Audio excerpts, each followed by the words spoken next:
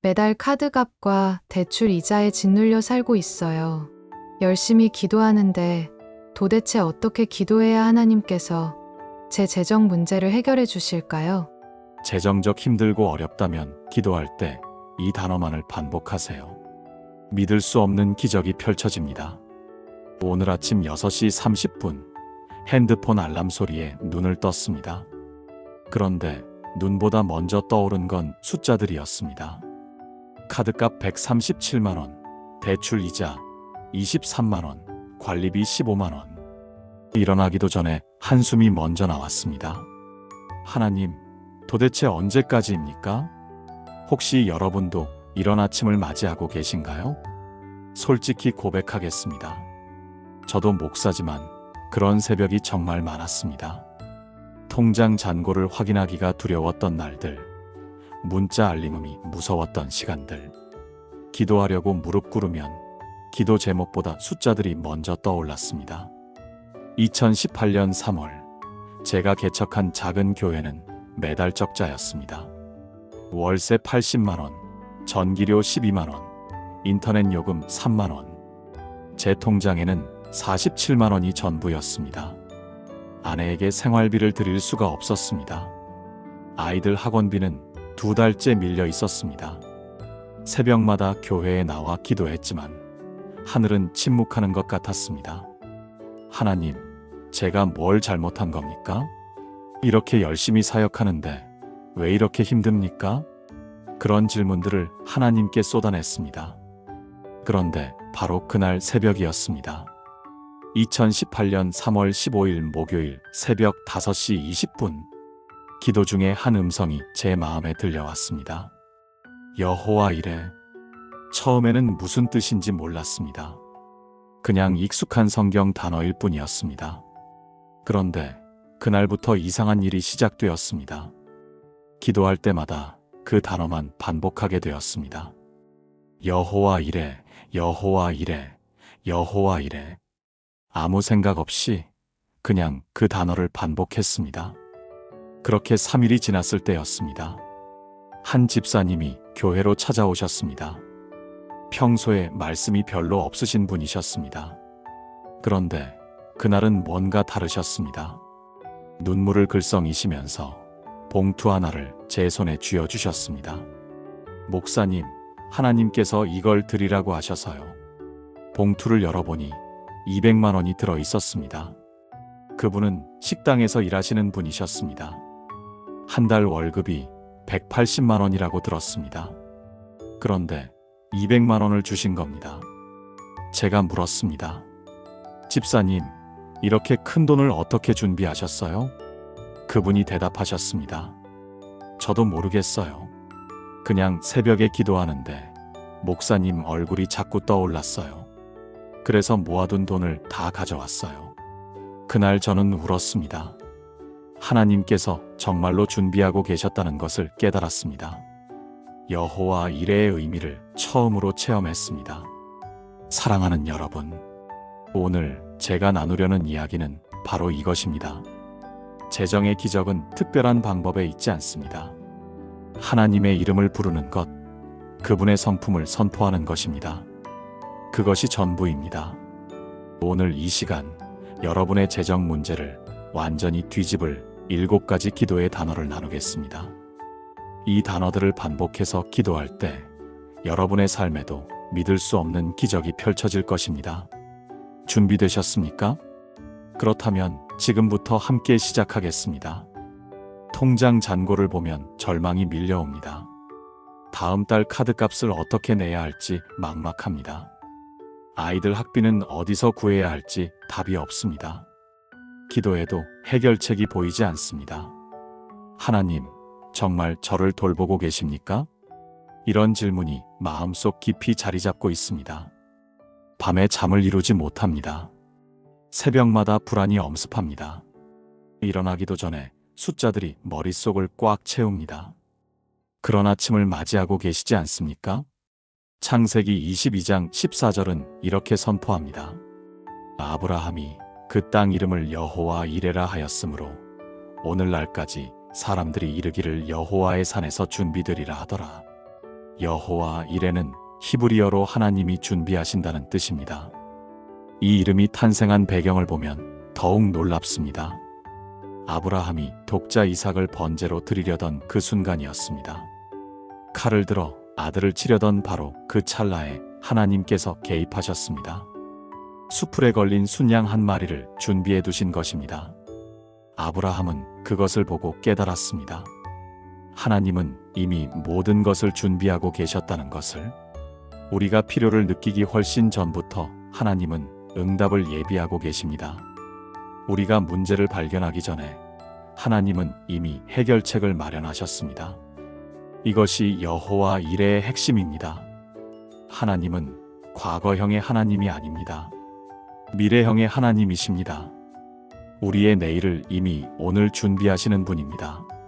그렇다면 어떻게 이것을 우리 삶에 적용할 수 있을까요? 아주 간단합니다. 매일 아침 눈을 뜰 때 이렇게 선포하는 것입니다. 여호와 이레, 하나님이 나를 위해 준비하신다.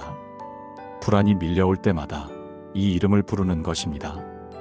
여호와 이레, 여호와 이레, 여호와 이레.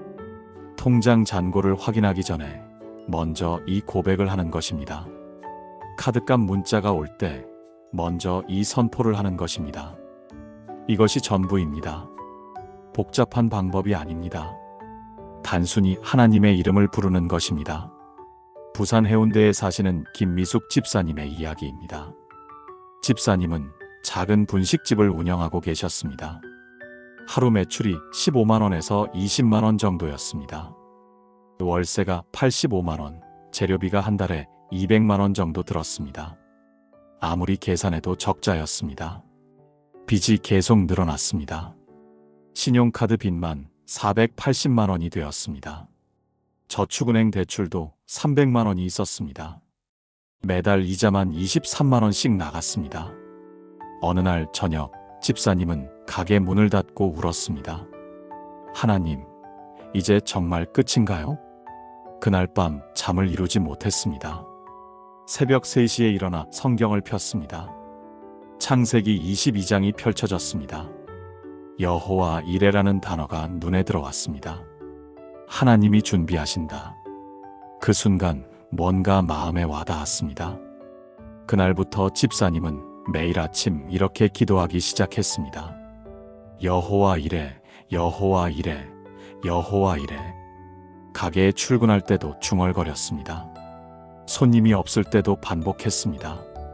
밤에 잠들기 전에도 고백했습니다. 처음 일주일은 아무 변화가 없었습니다. 여전히 손님은 적었습니다. 매출도 똑같았습니다. 그런데 2주째 되던 어느 날이었습니다. 한 손님이 떡볶이를 먹고 가시면서 말씀하셨습니다. 사장님, 여기 떡볶이 정말 맛있네요. 제가 회사 단체 주문 좀 할 수 있을까요? 그분은 근처 건설 회사에 다니시는 분이었습니다. 그날부터 매주 금요일마다 직원 30명분의 떡볶이와 튀김을 주문하셨습니다. 한 번에 25만 원씩 매출이 생겼습니다. 한 달이면 100만 원이었습니다. 한 달 후에는 또 다른 일이 일어났습니다. 근처 학원에서 간식 배달 문의가 왔습니다. 매주 수요일마다 학생들 간식을 주문하고 싶다는 것이었습니다. 한 번에 20만 원어치였습니다. 석 달이 지나자 매출이 2배로 늘었습니다. 하루 평균 35만 원에서 40만 원이 되었습니다. 6개월 후에는 카드 빚을 절반 이상 갚았습니다. 1년 후에는 모든 빚을 정리했습니다. 지금은 가게를 하나 더 내셨습니다. 집사님은 지금도 매일 아침 그 고백을 한다고 합니다. 여호와 이레, 하나님이 나를 위해 준비하신다. 그것이 전부였습니다. 특별한 사업 전략이 아니었습니다. 그냥 하나님의 이름을 부른 것뿐이었습니다. 사랑하는 여러분, 지금 저와 함께 이렇게 기도해 보시겠습니까? 여호와 이레의 하나님, 오늘 아침 주님의 이름을 부릅니다.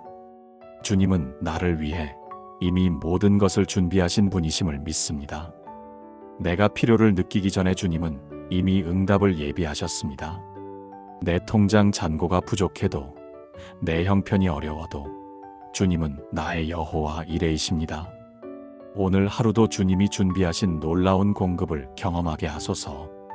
주님의 이름을 의지합니다. 예수님의 이름으로 기도합니다. 아멘. 이 기도를 매일 아침 고백해 보세요. 여러분, 이것이 첫 번째 비밀입니다. 하나님의 이름을 부르는 것입니다. 여호와 이레를 선포하는 것입니다.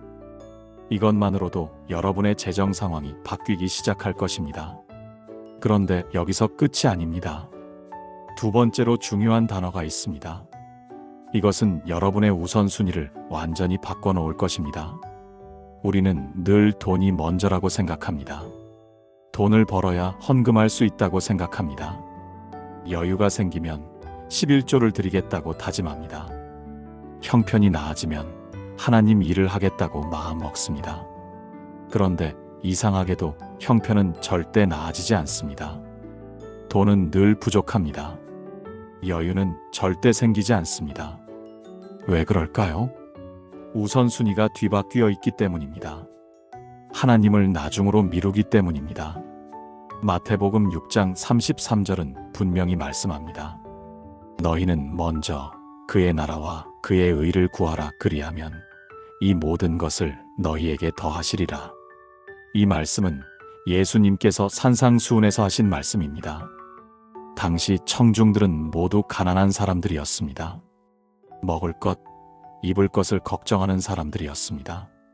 예수님은 그들에게 놀라운 원리를 가르치셨습니다. 먼저 하나님 나라를 구하면 모든 것이 더해진다는 것입니다. 여기서 먼저라는 단어가 핵심입니다. 헬라어로 프로톤입니다. 시간상으로 먼저가 아니라 중요도에서 먼저라는 뜻입니다. 가장 중요하게, 가장 우선적으로 구하라는 의미입니다. 그러면 나머지 것들은 하나님께서 책임지신다는 약속입니다. 이것은 조건부 약속입니다.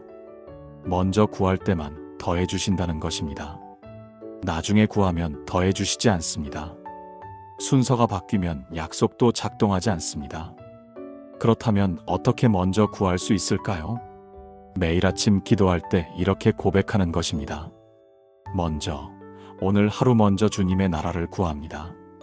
수입이 들어올 때 제일 먼저 11조를 떼어놓는 것입니다. 카드값을 내기 전에 먼저 헌금을 드리는 것입니다. 이것이 믿음입니다. 논리적으로는 말이 안 됩니다. 빚을 먼저 갚아야 할 것 같습니다. 생활비를 먼저 쓰는 게 맞을 것 같습니다. 그런데 하나님의 원리는 다릅니다. 먼저 드릴 때 나머지가 채워지는 것입니다. 서울 강남에 사시는 이정희 권사님의 이야기입니다. 권사님의 남편은 작은 무역회사를 운영하고 계셨습니다. 2019년까지는 사업이 잘 되었습니다. 그런데 2020년 코로나가 터졌습니다. 수출이 완전히 막혔습니다. 한 달에 2천만 원씩 적자가 났습니다. 6개월 만에 빚이 1억 2천만 원이 되었습니다. 직원들 월급도 제때 주지 못했습니다. 권사님 부부는 매일 밤 울면서 기도했습니다. 그런데 이상한 일이 있었습니다. 그렇게 어려운 상황에서도 권사님은 11조를 빠뜨리지 않았습니다. 남편이 말렸습니다. 여보, 지금 그럴 때가 아니에요. 일단 빚부터 갚읍시다. 권사님이 대답했습니다. 여보, 지금이야말로 먼저 드려야 할 때예요. 매달 11조를 정확히 드렸습니다. 수입이 300만 원이면 30만 원을 드렸습니다. 150만 원이면 15만 원을 드렸습니다. 어떤 달은 수입이 80만 원밖에 없었습니다. 그래도 8만 원을 드렸습니다. 남은 72만 원으로 한 달을 살았습니다. 논리적으로는 불가능한 일이었습니다.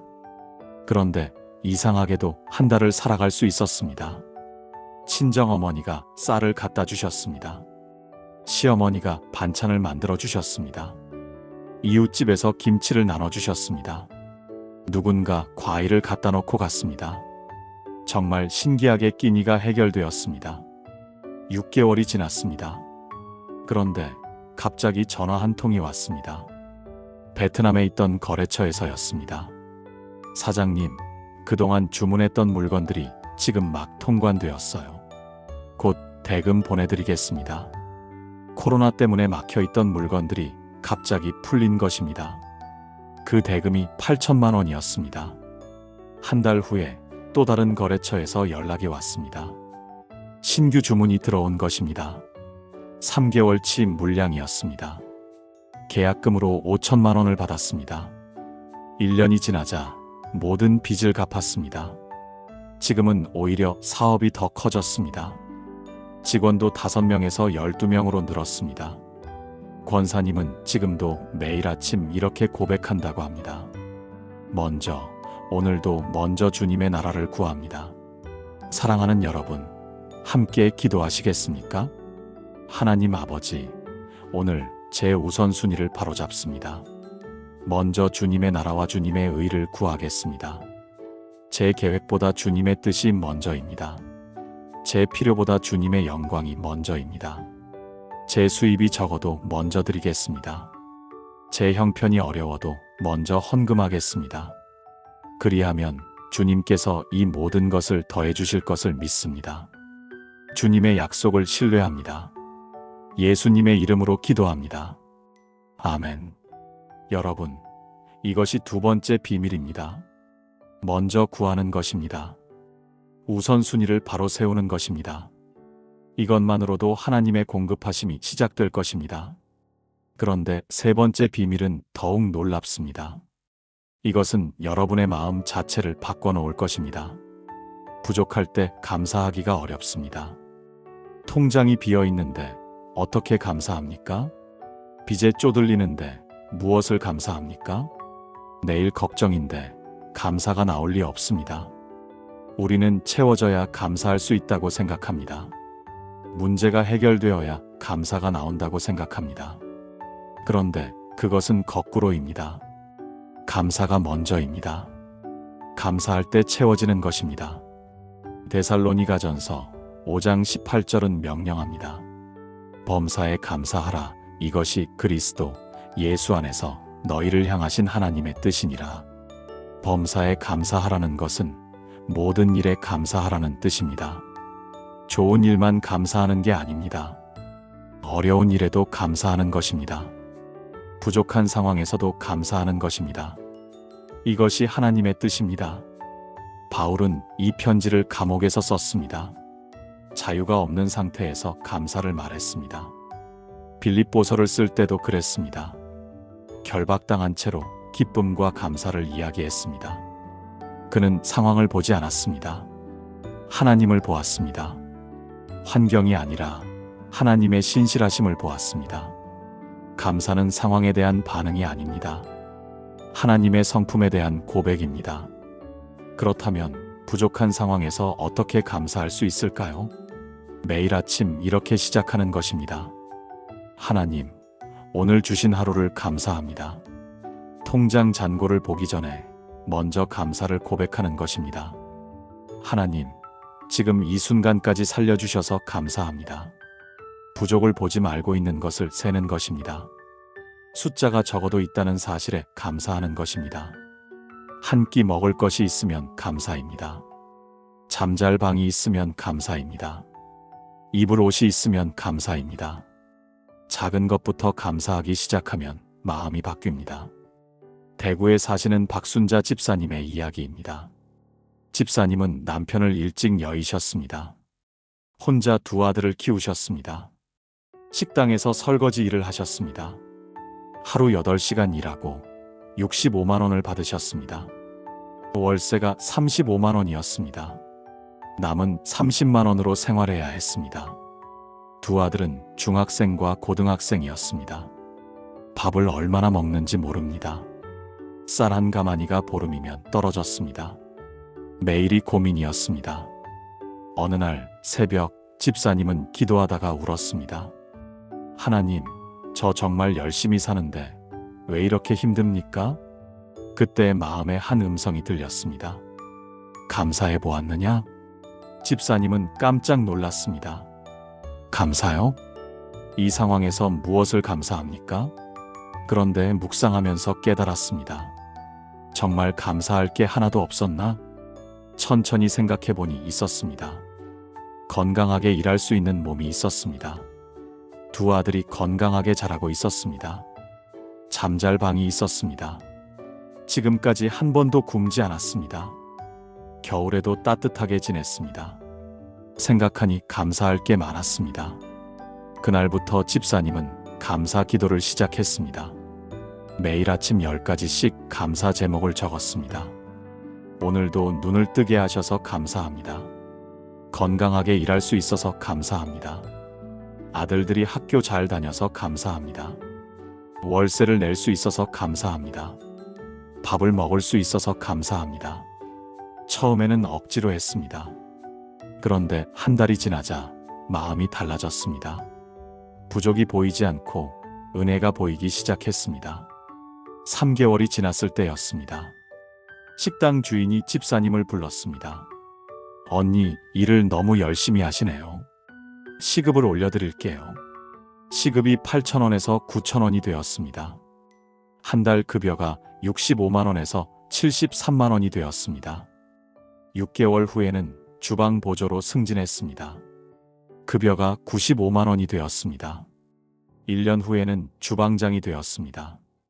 급여가 130만 원이 되었습니다. 지금은 그 식당을 인수해서 운영하고 계십니다. 한 달 순이익이 300만 원 정도 됩니다. 두 아들은 모두 대학을 졸업했습니다. 장남은 회사에 취직했고 차남은 군대에 갔습니다. 집사님은 지금도 매일 아침 감사 기도를 한다고 합니다.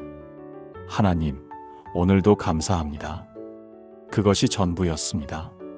사랑하는 여러분, 함께 기도하시겠습니까? 하나님 아버지, 지금 이 순간 감사드립니다. 부족해 보이는 이 상황 가운데서도 감사합니다. 눈을 뜨게 하시고 숨 쉬게 하심을 감사합니다. 오늘 먹을 양식이 있음을 감사합니다. 지금까지 지켜주심을 감사합니다. 더 많은 것을 구하기 전에 이미 주신 것을 감사합니다. 감사하는 마음으로 하루를 시작하게 하소서. 주님의 은혜를 헤아리는 자가 되게 하소서. 예수님의 이름으로 기도합니다. 아멘. 여러분, 이것이 세 번째 비밀입니다. 부족 중에 드리는 감사입니다. 상황이 바뀌기를 기다리지 마세요. 지금 바로 감사하세요. 그러면 상황이 따라올 것입니다. 그런데 네 번째 비밀은 더욱 구체적입니다. 이것은 여러분의 손을 움직이게 할 것입니다. 우리는 늘 받기만 원합니다. 채워지기만 바랍니다. 여유가 생기면 주겠다고 생각합니다. 많이 벌면 나누겠다고 다짐합니다. 그런데 그날은 오지 않습니다. 왜냐하면 하나님의 원리는 정반대이기 때문입니다. 주는 자가 받습니다. 심는 자가 거둡니다. 먼저 씨를 뿌려야 열매를 맺습니다. 씨앗을 손에 쥐고만 있으면 절대 수확할 수 없습니다. 고린도후서 9장 6절은 이렇게 선포합니다. 이것이 곧 적게 심는 자는 적게 거두고 많이 심는 자는 많이 거둔다 하는 말이로다. 이 말씀은 바울이 예루살렘 교회를 돕기 위한 헌금을 권면하면서 한 말입니다. 고린도 교회 성도들은 부유했지만 인색했습니다. 주기를 꺼려 했습니다. 바울은 그들에게 농사의 원리를 가르쳤습니다. 씨를 많이 뿌리면 많이 거둡니다. 씨를 적게 뿌리면 적게 거둡니다. 아예 뿌리지 않으면 거둘 게 없습니다. 이것은 자연의 법칙입니다. 영적 세계에서도 똑같이 적용됩니다. 헌금은 씨앗입니다. 심는 것입니다. 주는 게 아니라 심는 겁니다. 심으면 반드시 거둡니다. 30배, 60배, 100배로 돌아옵니다. 그렇다면 어떻게 심을 수 있을까요? 매달 수입의 10분의 1을 11조로 드리는 것입니다. 이것이 기본 씨앗입니다. 그리고 감사 헌금을 드리는 것입니다. 특별한 일이 생길 때마다 감사의 표시로 드리는 것입니다. 선교 헌금도 씨앗입니다. 구제 헌금도 씨앗입니다. 이웃을 돕는 것도 씨앗입니다. 가난한 자에게 주는 것은 하나님께 구워드리는 것입니다. 하나님은 반드시 갚으십니다. 광주에 사시는 최영수 장로님의 이야기입니다. 장로님은 작은 철물점을 운영하고 계셨습니다. 하루 매출이 20만 원에서 30만 원 정도였습니다. 한 달 수입은 600만 원 정도였습니다. 가게 월세가 120만 원, 생활비가 250만 원 정도 들었습니다. 남는 게 별로 없었습니다. 그런데 장로님은 11조를 정확히 드렸습니다. 매달 60만 원을 드렸습니다. 주변 사람들이 말렸습니다. 장로님, 그렇게 드리면 어떻게 살아요? 장로님은 대답했습니다. 하나님께 드리는 건 당연한 겁니다. 그런데 2020년 3월이었습니다. 코로나 때문에 손님이 뚝 끊겼습니다. 하루 매출이 5만 원으로 떨어졌습니다. 한 달 수입이 150만 원밖에 안 되었습니다. 그래도 장로님은 11조를 드렸습니다. 15만 원을 드렸습니다. 남은 돈은 135만 원이었습니다. 월세도 못 내는 금액이었습니다. 주변에서 다시 말렸습니다.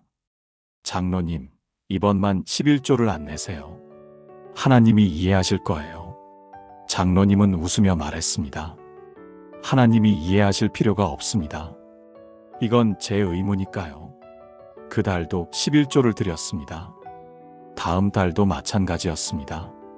수입이 200만 원이었는데 20만 원을 드렸습니다. 6개월 동안 그렇게 했습니다. 주변에서는 장로님이 곧 망할 거라고 수군거렸습니다. 그런데 9월에 이상한 일이 일어났습니다. 한 건설 회사에서 전화가 왔습니다. 근처에 아파트 공사를 시작하는데 자재를 납품해 줄 수 있느냐는 것이었습니다. 장로님은 깜짝 놀랐습니다. 그런 큰 업체와는 거래한 적이 없었기 때문입니다. 저희 같은 작은 가게와 거래하시려고요? 상대방이 대답했습니다. 네, 사장님이 정직하시다는 소문을 들었습니다. 우리는 정직한 업체와 일하고 싶습니다. 그날부터 매달 자재를 납품하기 시작했습니다. 한 달에 1,500만 원어치였습니다. 수수료로 150만 원을 받았습니다. 3개월 후에 또 다른 건설사에서 연락이 왔습니다. 역시 자재 납품 제한이었습니다. 한 달에 100만 원 수수료였습니다. 1년이 지나자 가게 매출이 5배로 늘었습니다. 한 달 순이익이 400만 원이 되었습니다. 2년 후에는 가게를 확장했습니다. 직원도 3명 고용했습니다. 지금은 한 달 순이익이 800만 원 정도 됩니다. 장로님은 11조를 80만 원 드립니다. 그리고 선교 헌금으로 50만 원을 따로 드립니다. 장로님은 늘 이렇게 말씀하십니다. 하나님께 드리는 건 잃는 게 아닙니다. 심는 겁니다.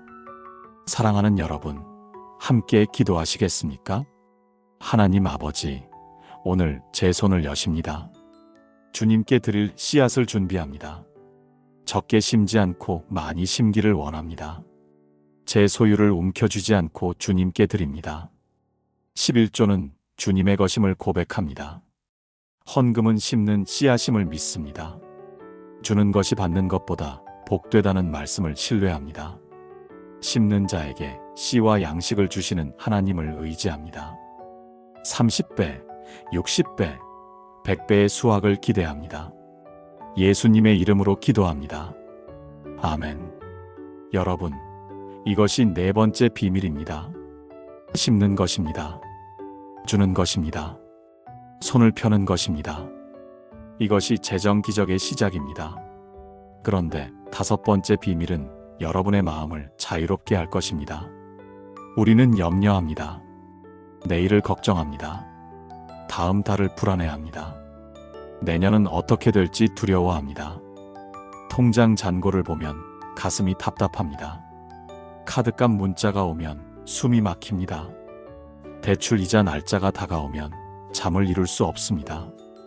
이 염려가 우리를 잡아먹습니다. 기도도 막힙니다. 믿음도 흔들립니다. 마태복음 6장 25절에서 예수님은 명령하십니다. 그러므로 내가 너희에게 이르노니 목숨을 위하여 무엇을 먹을까, 무엇을 마실까, 몸을 위하여 무엇을 입을까 염려하지 말라. 목숨이 음식보다 중하지 아니하며 몸이 의복보다 중하지 아니하냐. 예수님은 산상수훈에서 이 말씀을 하셨습니다. 염려하지 말라는 것은 제한이 아니라 명령입니다. 염려는 죄입니다. 하나님을 신뢰하지 않는다는 증거이기 때문입니다. 예수님은 공중의 새와들의 백합화를 예로 드셨습니다. 새는 씨를 뿌리지도 거두지도 창고에 모으지도 않습니다. 그런데 하늘 아버지께서 먹이십니다. 백합화는 수고도 하지 않고 길쌈도 하지 않습니다. 그런데 솔로몬의 영화보다 더 아름답게 입히십니다. 하물며 사람은 어떻겠습니까? 하나님께서 책임지십니다. 염려는 하나님을 모독하는 것입니다. 하나님이 무능하다고 말하는 것과 같습니다. 그렇다면 어떻게 염려를 멈출 수 있을까요? 염려가 밀려올 때마다 이렇게 선포하는 것입니다. 염려 말라. 하나님이 책임지신다. 불안이 엄습할 때 이 말씀을 반복하는 것입니다. 염려하지 말라. 하나님이 먹이신다. 통장 잔고를 볼 때 이렇게 고백하는 것입니다. 염려하지 않는다. 하나님이 공급하신다. 입으로 고백하면 마음이 따라옵니다. 인천에 사시는 정밀한 집사님의 이야기입니다. 집사님의 남편은 택시 기사셨습니다. 하루 12시간 일해서 15만 원 정도 버셨습니다. 한 달 수입이 450만 원 정도였습니다. 그런데 2021년 5월에 남편이 교통사고를 당했습니다. 다행히 큰 부상은 없었습니다. 하지만 6개월 동안 일을 할 수 없었습니다. 수입이 완전히 끊겼습니다. 산재 보험으로 한 달에 90만 원을 받았습니다. 월세가 65만 원이었습니다. 생활비는 턱없이 부족했습니다. 집사님은 밤마다 잠을 이루지 못했습니다. 걱정이 끝이 없었습니다. 다음 달은 어떻게 하지? 6개월을 어떻게 버티지? 빚을 내야 하나? 염려가 꼬리에 꼬리를 물었습니다. 새벽에 일어나 기도했지만 마음이 무거웠습니다. 그러던 어느 날이었습니다. 성경을 읽다가 마태복음 6장 25절이 눈에 들어왔습니다. 염려하지 말라. 그 순간 깨달았습니다. 내가 지금 하나님을 신뢰하지 않고 있구나. 그날부터 집사님은 결단했습니다. 염려하지 않기로. 불안할 때마다 큰 소리로 선포했습니다. 염려하지 않는다. 하나님이 책임지신다. 통장을 볼 때마다 고백했습니다. 하나님이 공급하신다. 처음에는 믿어지지 않았습니다. 그래도 계속 고백했습니다. 일주일이 지났습니다. 친정어머니가 찾아오셨습니다. 봉투에 50만 원을 넣어서 주셨습니다. 미란아, 이거 생활비로 써라. 2주 후에는 시어머니가 오셨습니다. 역시 30만 원을 주셨습니다. 한 달이 지났습니다. 교회 권사님이 쌀한 포대를 갖다 주셨습니다. 집사님, 어려운 거 알아요. 이거라도 드세요. 2개월째 되던 날이었습니다. 남편의 친구가 찾아왔습니다. 형님, 제가 조금이나마 도와드릴게요. 매달 20만 원씩 생활비를 보내주었습니다. 3개월이 지났습니다. 집사님은 깨달았습니다. 하나님께서 정말로 책임지고 계시다는 것을. 한 번도 끼니를 거르지 않았습니다. 월세도 밀리지 않았습니다.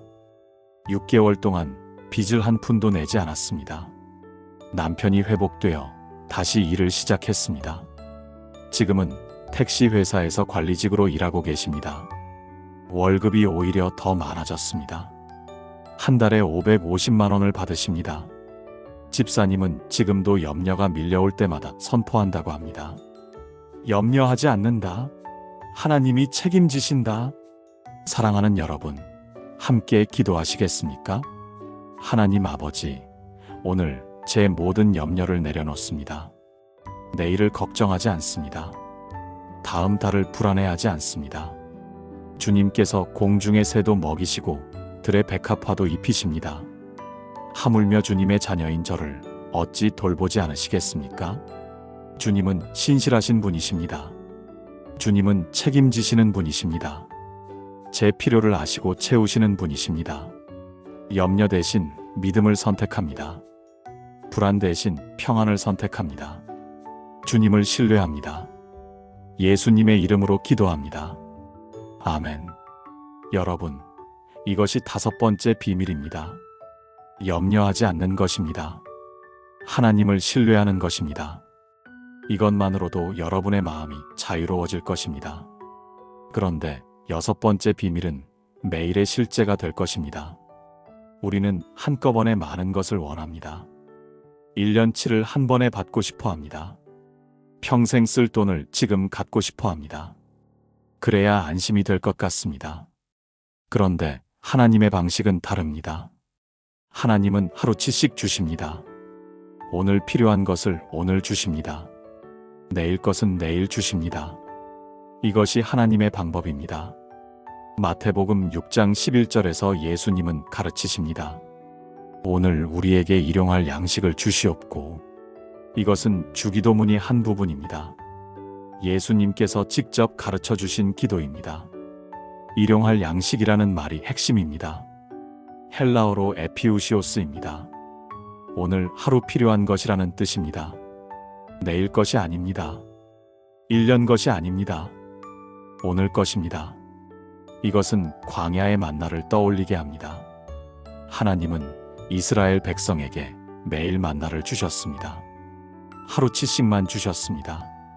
많이 거둔 자도 남지 않고 적게 거둔 자도 부족하지 않았습니다. 모아두려고 하면 썩었습니다.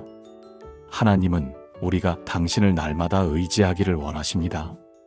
그렇다면 어떻게 이것을 적용할 수 있을까요? 매일 아침 이렇게 기도하는 것입니다.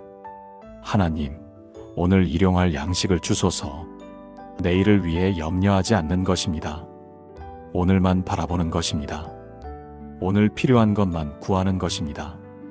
하나님은 오늘 것을 오늘 주십니다.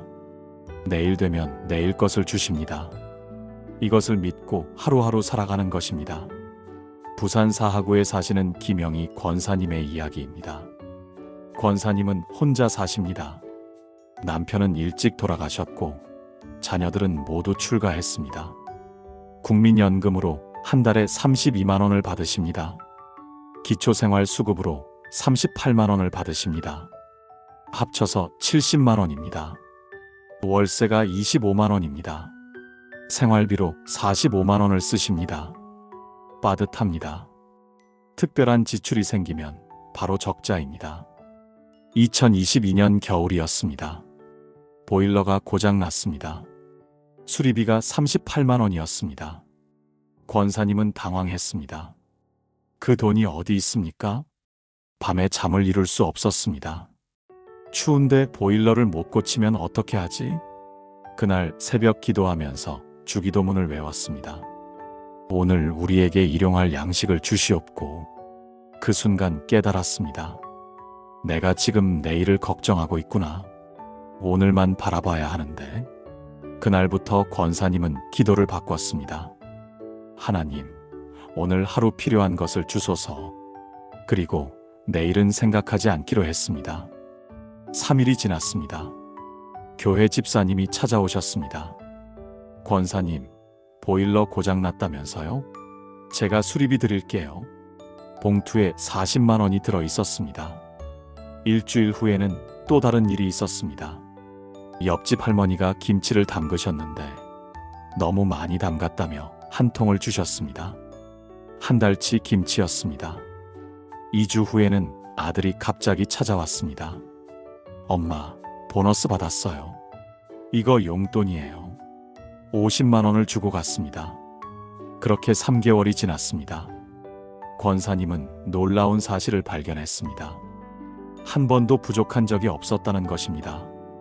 필요한 것은 항상 때맞춰 채워졌습니다. 때로는 돈으로, 때로는 물건으로, 때로는 사람을 통해. 하나님은 정확하게 오늘 필요한 것을 오늘 주셨습니다. 1년이 지났습니다. 권사님의 통장에는 여전히 큰 돈이 없습니다. 그런데 한 번도 굶은 적이 없습니다. 월세를 밀린 적도 없습니다. 전기가 끊긴 적도 없습니다. 하나님께서 날마다 채우셨습니다. 권사님은 지금도 매일 아침 이렇게 기도한다고 합니다. 하나님, 오늘 일용할 양식을 주소서. 사랑하는 여러분, 함께 기도하시겠습니까? 하나님 아버지, 오늘 일용할 양식을 구합니다. 내일 것을 오늘 걱정하지 않습니다. 오늘 필요한 것만 구합니다. 주님은 광야에서 날마다 만나를 주셨습니다. 오늘도 저에게 필요한 것을 주실 줄 믿습니다. 많이 거두어도 남지 않고 적게 거두어도 부족하지 않게 하소서. 날마다 주님을 의지하는 삶을 살게 하소서. 하루하루 주님의 신실하심을 경험하게 하소서. 예수님의 이름으로 기도합니다. 아멘. 여러분, 이것이 6번째 비밀입니다. 일용할 양식을 구하는 것입니다. 오늘만 바라보는 것입니다. 하루하루 하나님을 의지하는 것입니다. 그런데 마지막 7번째 비밀이 가장 놀랍습니다. 이것은 여러분의 모든 것을 바꿔놓을 것입니다. 우리는 간신히 살아가는 것에 익숙합니다. 그럭저럭 버티는 것이 전부라고 생각합니다. 겨우겨우 먹고 사는 게 신앙생활이라고 여깁니다. 그런데 그것은 하나님의 뜻이 아닙니다. 하나님은 풍성의 하나님이십니다. 넘치도록 주시는 하나님이십니다. 모자라지 않게만 하시는 게 아니라 남도록 채우시는 분입니다.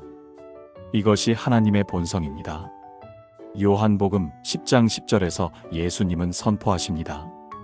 도둑이 오는 것은 도둑질하고 죽이고 멸망시키려는 것뿐이요. 내가 온 것은 양으로 생명을 얻게 하고 더 풍성히 얻게 하려는 것이라. 예수님은 자신을 선한 목자로 소개하셨습니다. 도둑은 빼앗으려고 옵니다. 하지만 예수님은 주려고 오셨습니다. 그것도 풍성하게 주려고 오셨습니다. 헬라어로 페리손입니다. 넘치도록 과도하게 남을 만큼이라는 뜻입니다. 하나님은 우리가 간신히 살기를 원하지 않으십니다. 풍성하게 살기를 원하십니다. 여유 있게 살기를 원하십니다. 남들을 도우며 살기를 원하십니다. 이것이 하나님의 축복입니다. 이것이 하나님의 계획입니다. 그렇다면 어떻게 이 풍성함을 경험할 수 있을까요? 먼저 이것을 믿어야 합니다. 하나님은 풍성의 하나님이라는 것을, 넘치도록 채우시는 분이라는 것을, 그리고 이렇게 선포하는 것입니다.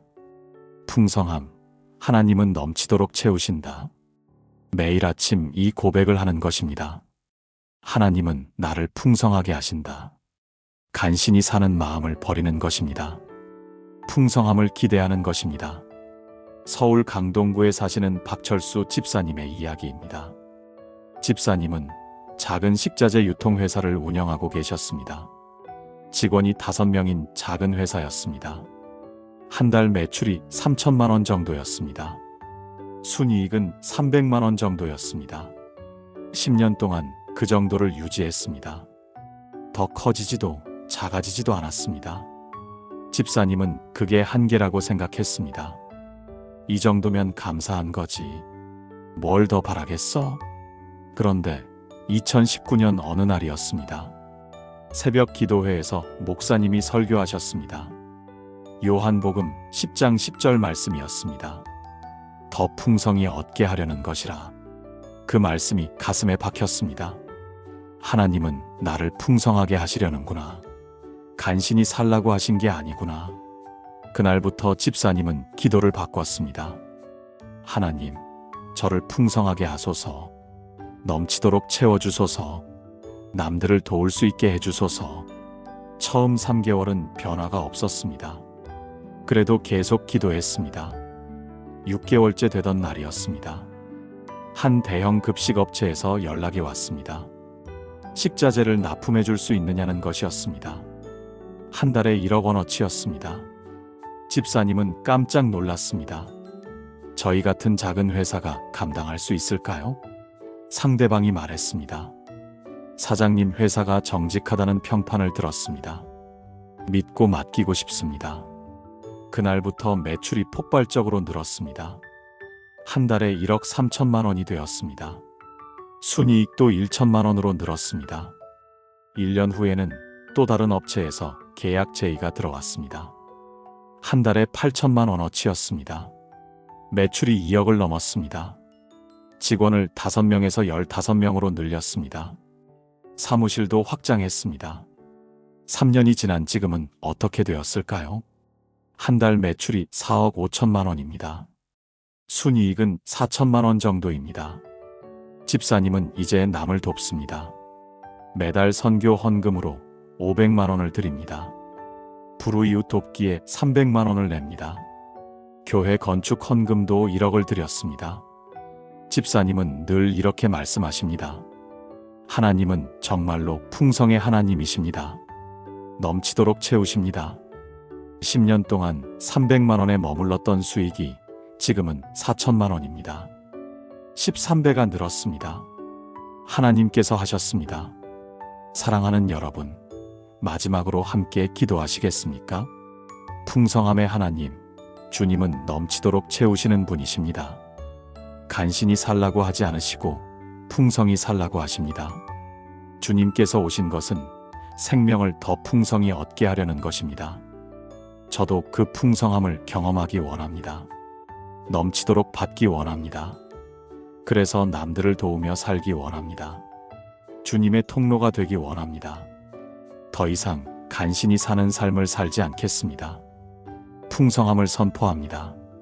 넘침을 선언합니다. 주님께서 그렇게 하실 것을 믿습니다. 예수님의 이름으로 기도합니다. 아멘. 여러분, 이것이 7번째 비밀입니다. 풍성함을 기대하는 것입니다. 넘치도록 받는 것입니다. 하나님은 풍성의 하나님이십니다. 지금까지 7가지 기도의 단어를 나누었습니다.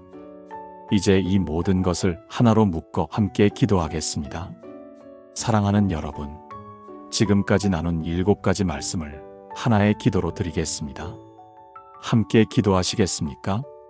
여호와 이레의 하나님, 오늘 주님의 이름을 부릅니다.